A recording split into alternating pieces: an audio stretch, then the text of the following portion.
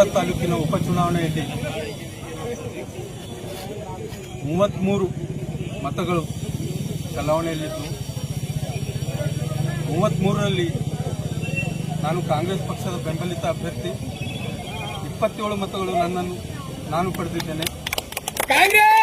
ನನ್ನ 27 ಡೆಲಿಗೇಟ್ಸ್ಗಳಿಗೆ ನಾನು ತುಂಬಾ ಹೃದಯದ ಧನ್ಯವಾದ ಹೇಳ್ತೇನೆ.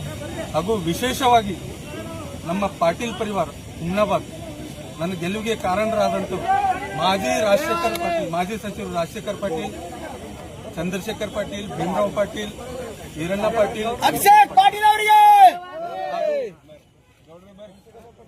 ಬ್ಯಾಂಕಿನ ಅಧ್ಯಕ್ಷರು ಅಮರ್ ಖಂಡೆ ಅವರು, ಉಪಾಧ್ಯಕ್ಷರಾದಂಥ ಅಭಿಷೇಕ್ ಪಾಟೀಲ್ ಅವರ ಆಶೀರ್ವಾದದಿಂದ ಇವತ್ತು ನಾನು ಈ ಚುನಾವಣೆಯನ್ನು ಭರ್ಜರಿ ಮತದಿಂದ 27 ಮತಗಳಿಂದ ಜಯಗಳಿಸಿದ್ದೀನಿ.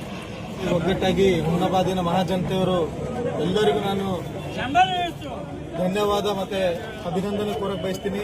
ಯಾಕಂದ್ರೆ ತಮ್ಮೆಲ್ಲರಿಗೂ ಗೊತ್ತು, ಈಗಾಗಲೇ ನಮ್ಮ ಕಾಂಗ್ರೆಸ್ ಪಕ್ಷದ ಅಭ್ಯರ್ಥಿಯಾಗಿ ಏನು ಕಣಕ್ಕೆ ಇಳಿದಿದ್ರು ಉಮೇಶ್ ಕುಲಕರ್ಣಿ ಅವರು ಭಾರಿ ಮತದಿಂದ ಒನ್ ಸೈಡೆಡ್ ಆಗಿ, ನಾನು ಇನ್ನೊಂದ್ಸತಿ ಹೇಳಕ್ ಬಯಸ್ತೀನಿ, ಒನ್ ಸೈಡೆಡ್ ಆಗಿ ಗೆದ್ದಿದ್ದೀವಿ. 33ರಲ್ಲಿ 27 ಗೆದ್ದಿದ್ರು. ನಮಗೆ ಇದು ಒಂದು ಐತಿಹಾಸಿಕ ಗೆಲುವು ಮಾಡಿ ಅವರಿಗೆ ನಾನು ಅಭಿನಂದನೆ ಕೊಡ್ತೀನಿ.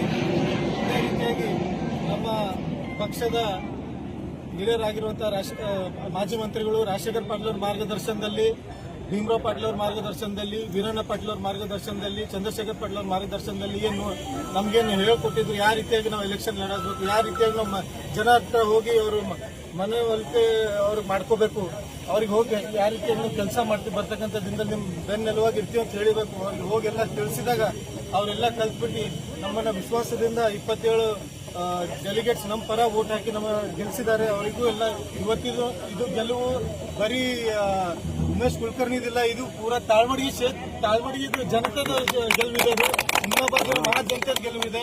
ಅದೇ